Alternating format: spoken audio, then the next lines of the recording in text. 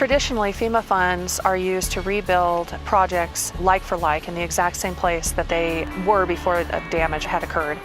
After Hurricane Sandy, FEMA decided to relook at the program and come up with a different method to allow communities to do something different with the funds. We also had to address the issues from our West Substation from the damage that it had sustained from the flood. We did not think it was a great idea to rebuild the same facility that we've already lost twice, and we applied for a FEMA alternate project. We were granted the funds with several requirements for the project. We looked at the requirements and started thinking outside the box about how we could use those funds to better serve Loveland. We wanted to replace the renewable resource from the hydro facility with another renewable resource. We settled on a solar project which would allow us to actually serve our community with 3 times as much renewable energy as we had been able to produce with our hydro plant. The FEMA alternate project did have requirements associated with the grant. It had to be located within the community that suffered a disaster.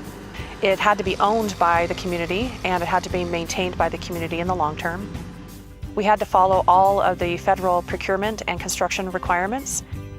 We had to comply with environmental and historic preservation requirements. And it had to be something that was permanent and benefited the entire community. We really knew that we wanted to work with the surrounding neighborhoods to get their input and make them feel very much part of this project. They had questions about glare from the panels. They had questions about the landscaping. They had questions about how tall the lightning masts were going to be from the substation. They had questions about the snakes and large mammals that migrate through the property. We had 8 public meetings in total to be able to get their opinions and make sure that they had input on what the fence would look like, what the landscaping would look like. We incorporated snake mitigation.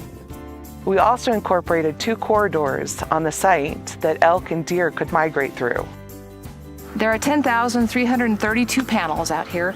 Each one of them has a peak capacity of 340 watts. It has a DC capacity of 3.5 megawatts with the entire solar field. It enables us to displace the annual usage of roughly 809 residences here in the city of Loveland. The Foothills solar facility has a monitoring system that is actually web-based. There is a link that will track the energy that is output from the solar field on a live basis.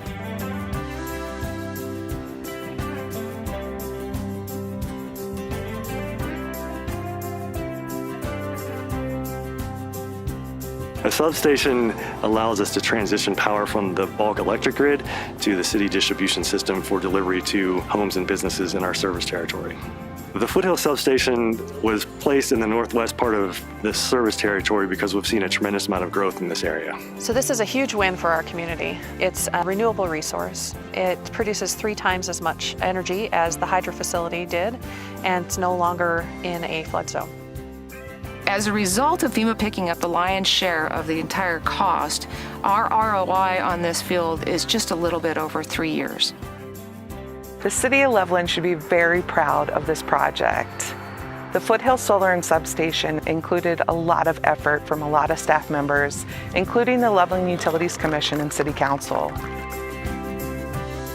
Over a 4-year period, we made this project happen on time and on budget.